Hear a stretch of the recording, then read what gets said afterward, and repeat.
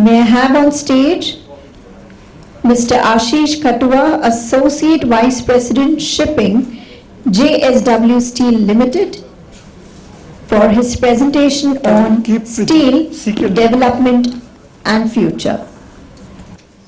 Good afternoon, everyone. After such a mesmerizing session by Mr.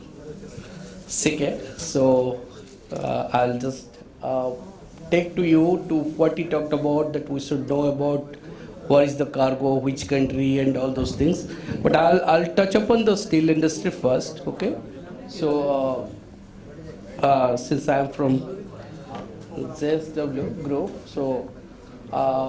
this is all the areas that you can look at the JSW Group. Obviously, everyone knows it by now. So all the business what you can look at in JSW Group, it's centered around the JSW Steel. So most of the things connected to steel, you can see cement, infra, and energy. Okay. So JSW Steel is currently around 29-30 million ton, which is expected to be almost like 50 million ton around FY31. In the energy field, we have almost like around 7 gigawatt, which is expected to go to up to 20 gigawatt by FY30, almost a 200% plus increase on that expectation. On the infra, to take care of all the requirements of the port infrastructure connected to the various facilities that we have, that's recently it has also got listed. Cement, it's almost like 20 million ton, which is going to be almost like 25 million ton. Paints, it's almost going to be a new era, so almost from 160 kiloliter per annum, it is going to be almost 800. So to add to this, we have got foundations, ports, and ventures in the overall arena. So still, most of you might be knowing. I'll just skip this one. I'll touch upon this first. I'll touch upon the steel sector, the global scenario.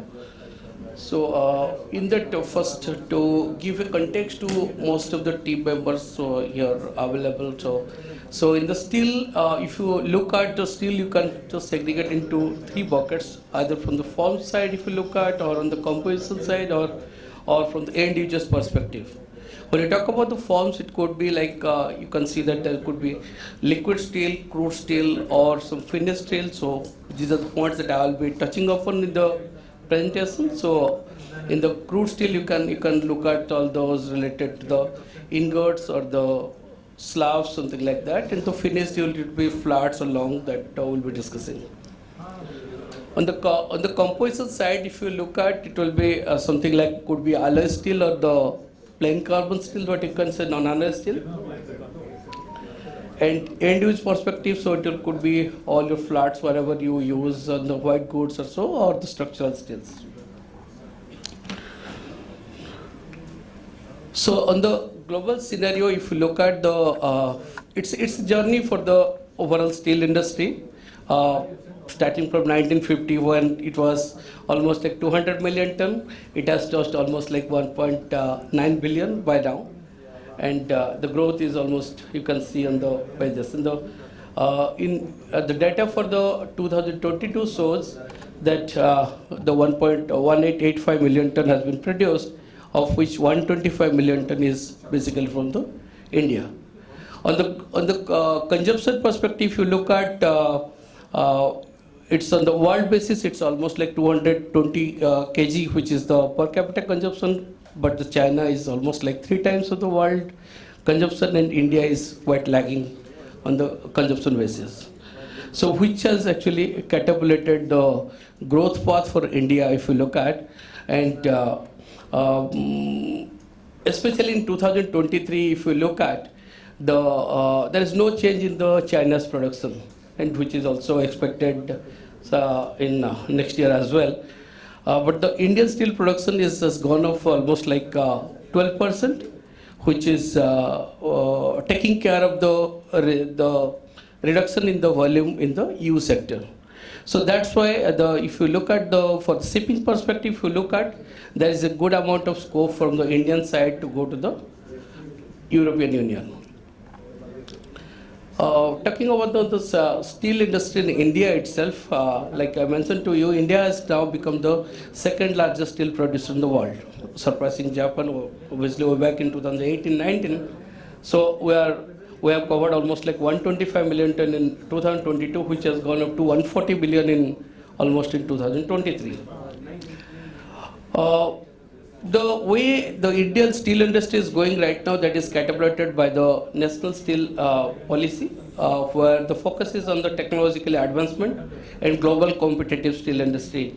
So that's the vision that is being led by the government right now, and the target is to go to 300 million ton.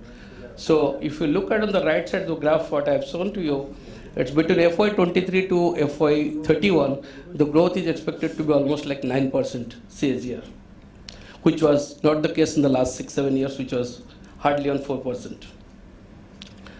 So I wanted to touch upon on the last graph basically, because the rest others you can just skip it. So the per capita consumption is expected to increase to up to 160 kg by FY31 from the current level of 87.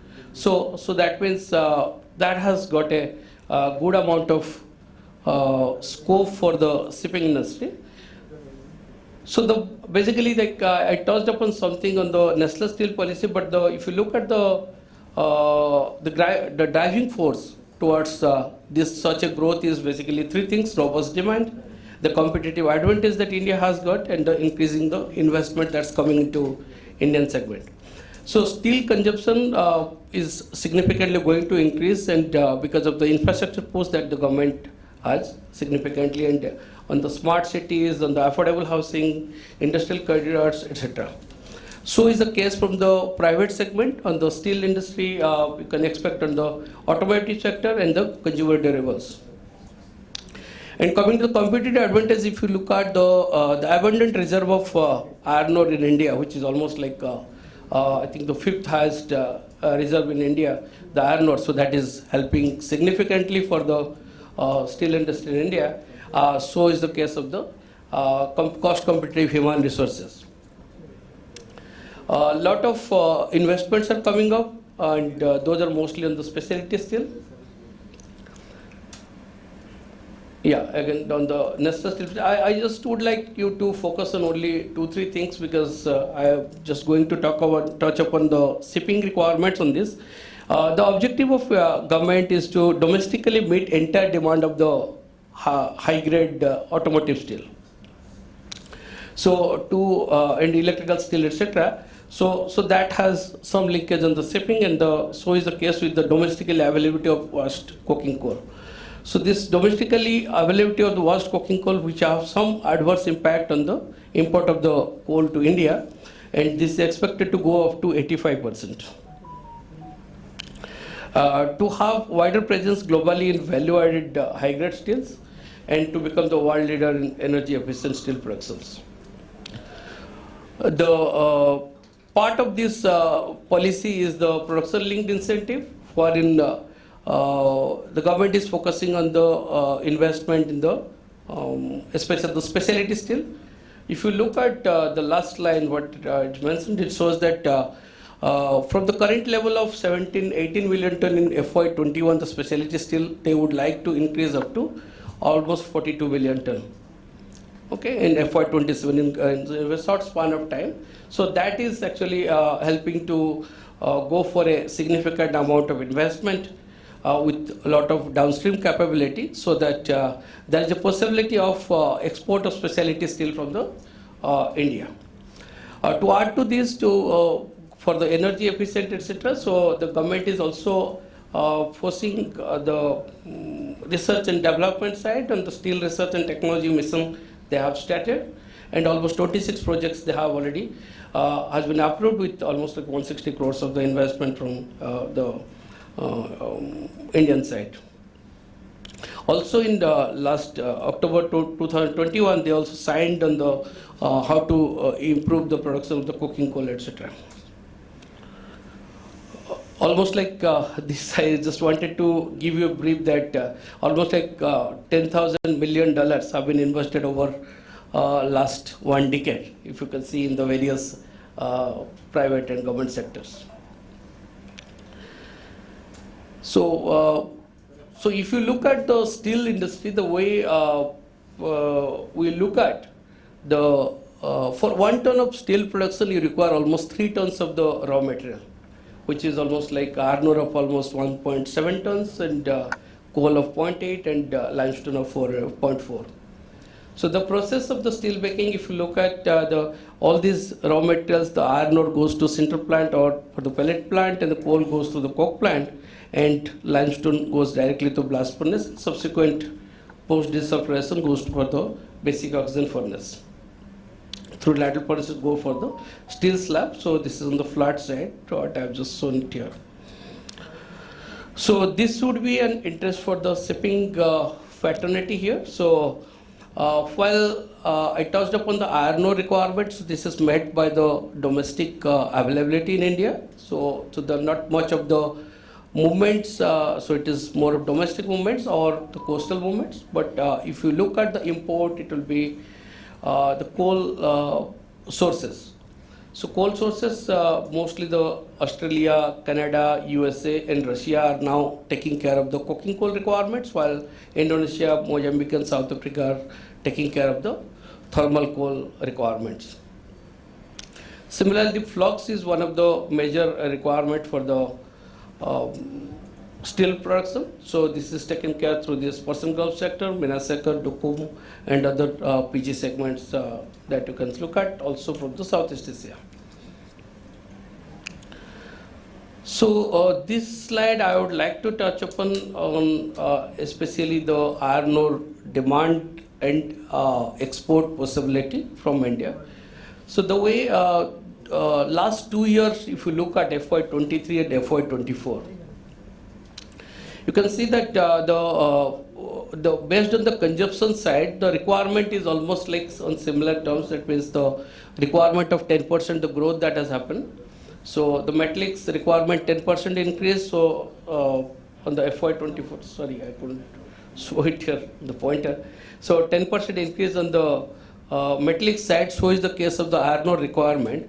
But the way the production is increasing on the iron ore side, the mining, etc., that has pushed for a significant scope for the export. So on FY24, the target is almost like to go up to 50 million ton. And that has also helped to reduce the iron ore surplus that is available on the mine side, so that can move. You can see that the iron ore consumption in India itself has gone from almost like 100 tons, 100 million tons in FY10 to, let's say, 250, 50, 55, 60 million ton in FY25. So especially if you look at on the FY20 itself is almost a 35% increase. So while the domestic availability is taking care of the consumption, but that also the additional production is helping for the significant push on the export side. On the coal consumption, I would say that the coking coal is being imported, but if you look at it's not about only steel, but also if you look at the non-power sector, the carbon and carbon fibers or the cement production, so that also increased significantly in India because of the allied business, and that is also consuming a significant composition, and there is a significant possibility of the import as well. On the steel side, in FY23, if you look at, although India is in a way you can say the net importer, in FY23 it was actually bit of net exporter, so there is a mismatch. But in FY24, the target would be India will be a slightly net importer of hardly 1 million ton or so. However, the trade flow will be almost like 14 million ton between import and export. These are some of the data on the basis that what is the exports that has happened in India in H1 of last year. So almost like 4.7 million ton moved, but in the second part of the year, it is going to touch upon more than 5 million. So we can expect a good amount of export in the full year of FY24. These are some of the data related to India's import country-wise. So you can see the South Korea is one of the major exporter of steel to India. So almost like Indian import, you can say almost 40% has come from the South Korea. To touch upon the pricing on the steel side, you can see that this the pricing in India is mostly attributable to various geopolitical issues that has been there. So the top line is actually the movement of the steel prices, which are actually impacted by various geopolitical issues, as well as certain embargo from Government of India. To conclude, I would say that on the overall perspective for the shipping side, so there's a good amount of trade flow is expected. The import and export volumes of India is expected to grow because to meet the requirement of 300 million tons by 2030-31, huge amount of requirement, especially on the coal side, would be required. On the infrastructure per se, if you see to improve upon the shipping side of the, there could be requirement of the seapad capacities, port capacities, because most of the plants in India are on the hinterland. To connect to that, the port capacity as well as the connectivity from the port to the hinterland would be the main agenda of the government, and they are also pushing for that. Now with this new regulation, the ton miles have been increased as well, and as well as the slow movement. So the number of days of the fleets in the water has increased. So that has actually impacting, and suddenly the price of the hire, etc., has increased significantly. So that need to be, so all the stakeholders need to be aligned so that it will help for the India's overall trade flow. Thank you.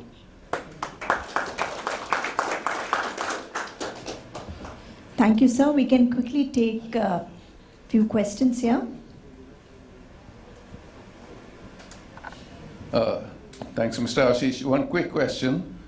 What's the contribution of the ship recycling industry in India, along especially, to the steel production, contribution-wise? You know, how much percentage of recycled steel goes into reproduction? And secondly, what's the impact of steel prices on the ship recycling industry, India only? Yeah, so I would say that in India, if you look at the ship recycling part, so those are mostly goes for the secondary steel making on the induction heated or the arc furnace. So that composition, if you look at the, it will be the 40% of the Indian steel production is currently in the secondary side. So those are the scrap products that comes from the steel recycling that goes to the mostly the secondary steel. Albeit certain things also goes at a very small percent on the regular steel, the integrated steel manufacturing. And coming to your pricing question, so obviously, so that it all depends upon the demand supply as well as the supply chain situation. So basis with the steel price recycling, whatever the scrap prices are there, that leads to the pricing of the steel. Come on. Any more questions?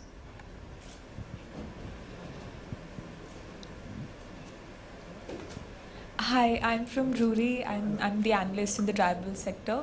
So I wanted to know, according to you, what will be the impact of the carbon border adjustment mechanism that will be there in EU? What will be the impact of that on the exports from India to EU? Since we saw like India is heavily reliant on EU for its steel exports. So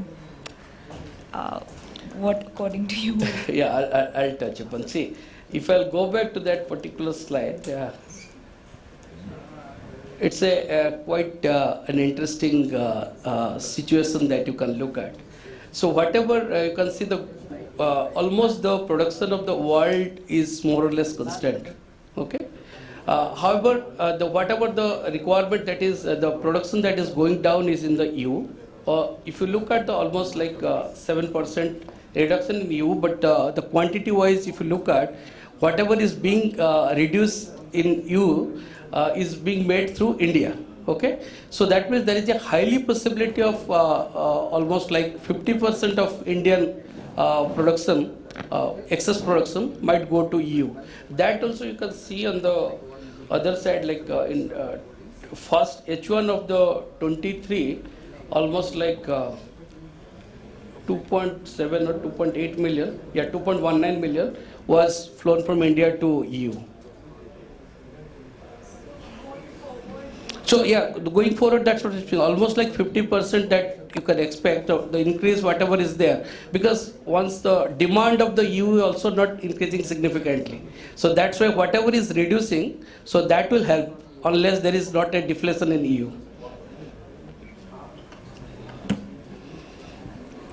Okay. So thank you, sir. As we come to the end of this session, I request Captain Kamal Chadha to please come forward and present a token of our appreciation to Mr. Ashish Khatwa.